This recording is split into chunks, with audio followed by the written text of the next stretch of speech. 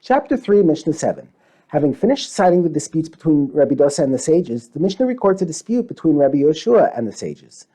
This Mishnah, which also appears in Torah 6:2, deals with 4 situations where it is possible that a Torah person or object became Tameh, but we do not know for sure. The general rule in such cases is that if the doubt arose in a private domain, we treat the item in question as Tameh, but if the doubt arose in a public domain, we assume that it remained Tahor.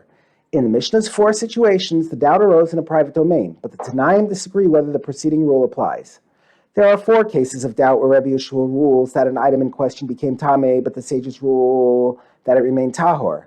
How so? What are these cases? 1. A Tameh person, specifically a Mitzorah, was standing under a roof in a private domain, and a Tahor person passed close by in the private domain, and it is not known whether the Mitzorah transmitted Tumah to the Tahor person. 2.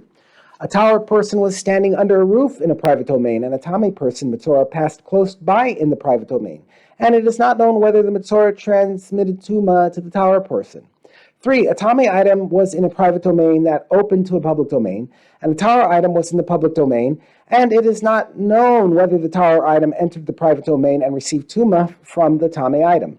4. A Tahor item was in a private domain that opened to a public domain, and a Tameh item was in the public domain, and it is not known whether the Tameh item entered the private domain and transmitted Tumah to the Tahor item.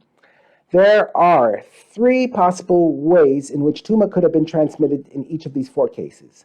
Either there is a doubt whether or not one item, person or object, touched the other, or there is a doubt whether or not Tumah was transmitted by means of a roof, or there is a doubt whether one item moved the other. The Mishnah now cites the dispute. Rabbi Yoshua rules that in each of the 4 cases the Tahor item becomes Tameh, but the sages rule that it remains Tahor. According to Rabbi Yoshua, since the possible transmission would have taken place in a private domain, we apply the general rule that when a doubt arises in a private domain, the Tahor item is assumed to have become Tameh.